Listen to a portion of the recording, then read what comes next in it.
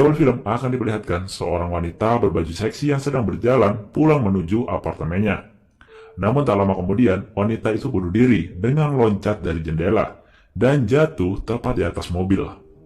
Setelah dilakukan investigasi terhadap mayat tersebut, ternyata wanita itu badannya sudah dalam keadaan lebam kebiru-biruan.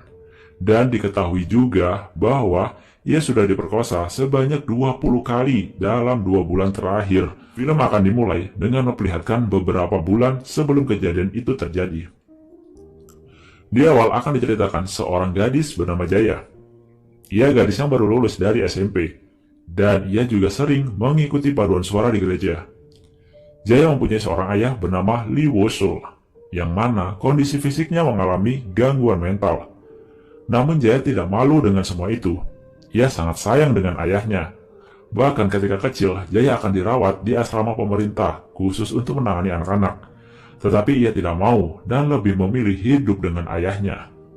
Pekerjaan ayahnya adalah penjual celana dalam dan kaos kaki di pinggir jalan dengan mobilnya. Suatu ketika, ayahnya sangat senang mendapat surat bahwa Jaya telah diterima beasiswa di sekolah mahal, yaitu di Seoul, yang mana murid-murid di sana itu sangat kaya raya.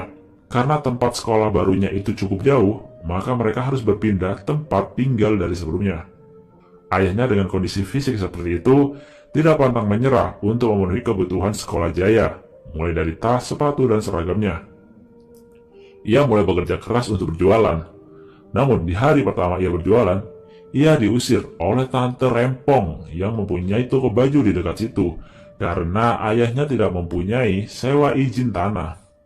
Dan terjadilah percekcokan antara mereka sehingga mereka harus dibawa ke kantor polisi untuk mendapatkan peringatan.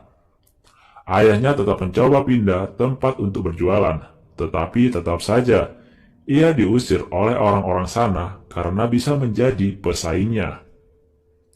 Keesokan harinya datanglah di mana Jaya memasuki hari pertama sekolah. Namun ketika di kelas, tanpa diketahui oleh Jaya, ia ternyata duduk di kursi milik Hyo-sun, yang mana Hyo-sun adalah cewek yang paling ditakuti di sekolah itu, karena ibunya adalah seorang direksi di sana juga. Kemudian Jaya disuruh duduk bersama cewek gendut bernama Min Keong.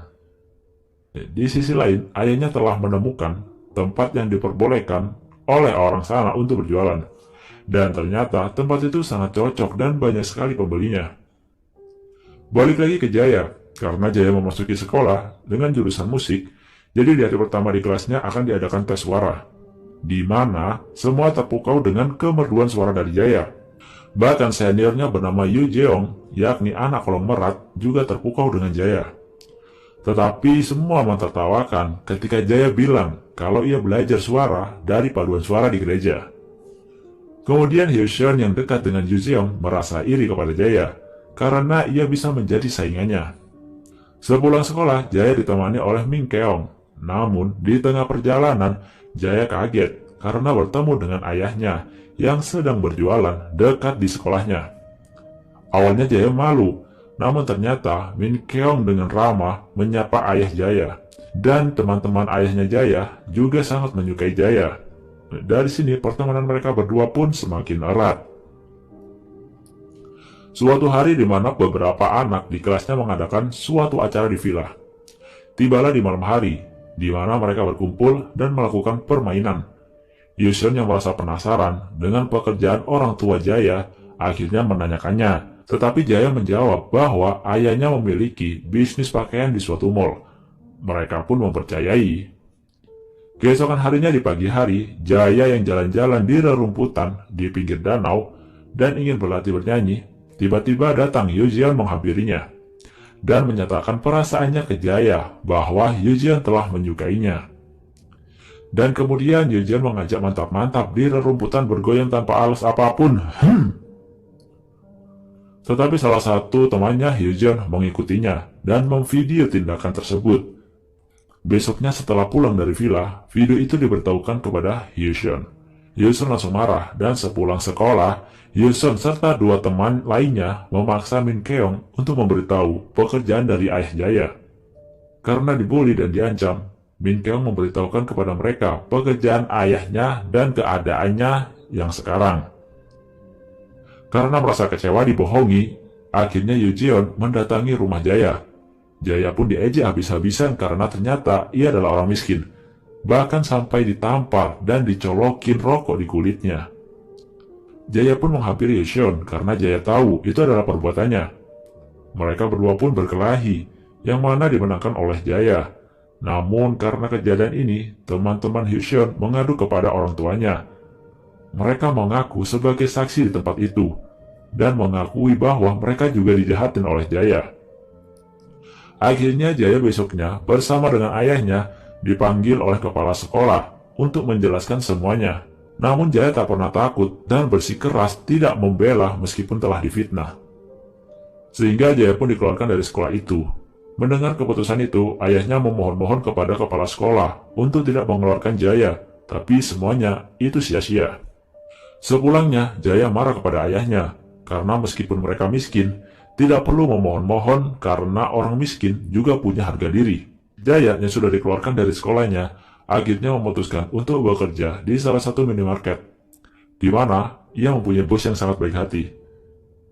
Bosnya sudah 7 tahun belajar tentang hukum, sehingga esok harinya ketika tahu permasalahan yang telah dihadapi oleh Jaya, ia berusaha untuk membantu membuatkan keluhan atau komplain kepada Departemen Pendidikan. Dari keluhan yang diajukan Jaya, ternyata Departemen Pendidikan menggubrisnya dengan cepat dan memberikan peringatan kepada sekolah itu. Tetapi para petinggi-petinggi di sana berusaha untuk menyembunyikan itu dari media agar reputasi dari sekolah itu tidak menurun. Sementara Yujeon dan geng dari Yujeon merasa kesal dengan keluhan tersebut, dan akhirnya mereka mencari tahu keberadaan Jaya dari Min Keong yang masih sering berhubungan dengan Jaya. Di malam harinya Jaya akan merayakan pesta ulang tahun dengan Min Keong. Dan ternyata geng dari Yujeon dan Hyecheon datang juga ke rumah Jaya. Jaya yang sendirian di rumahnya karena ayahnya masih belum pulang, karena kebetulan sekali di malam itu penjualannya begitu rame. Akhirnya Jaya diperkosa oleh geng Yujeon dan mereka memvideo tindakan tersebut. Min Keong pun juga tidak bisa berbuat apa-apa karena ia juga takut. Hyunjin kemudian mengancam bahwa video itu akan disebar kalau Jaya tidak mau mencabut keluhannya, dan jika tidak menuruti kemauannya dari Hyunjin. Hari demi hari Jaya selalu dibully dan diperkosa oleh geng Hyunjin.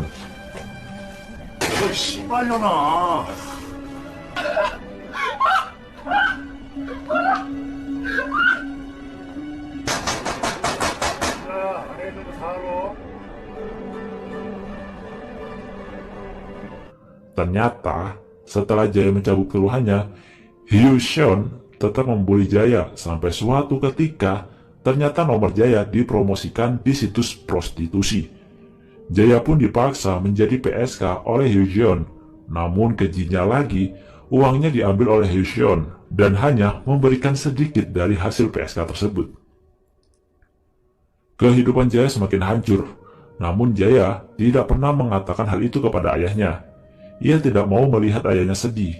Bahkan Jaya tetap rela tinggal di Seoul dan tidak balik ke Pulau Gwangwa, yakni tempat asalnya. Karena melihat ayahnya yang begitu senang di Seoul karena mempunyai banyak teman dan dagangannya laris. Jaya hanya bisa menulis semua kejadian-kejadian yang ia alami di buku hariannya. Ketika ia kerja pun, ia selalu membawa buku itu dan diselipkan di gudang penyimpanan. 6 bulan kemudian ada karyawan baru sedang melakukan stock of name barang dan menemukan buku harian Jaya. Kemudian bos dari minimarket itu menyerahkan buku itu kepada ayah Jaya. Jadi wanita yang bunuh diri di awal tadi adalah Jaya. Ia mengakhiri hidupnya karena sudah tidak tahan dengan penderitaan karena selalu dibully terus-terusan. Ayahnya yang mengetahui buku itu langsung sedih dan menangis karena sudah mengetahui kejadian yang sebenarnya terhadap anaknya.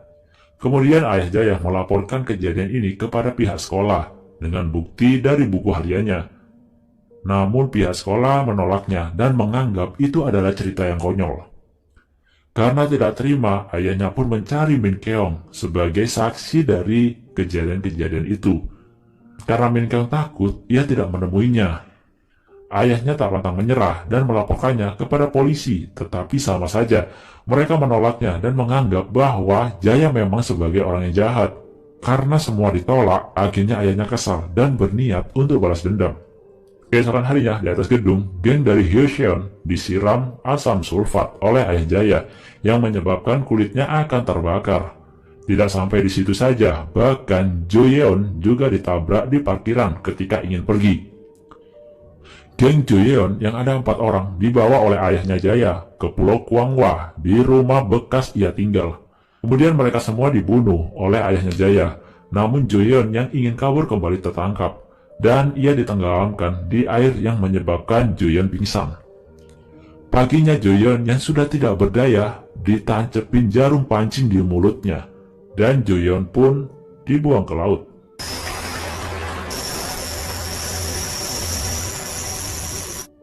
Di akhir video diperlihatkan bahwa ayah Jaya juga melakukan bunuh diri, dan film pun tamat.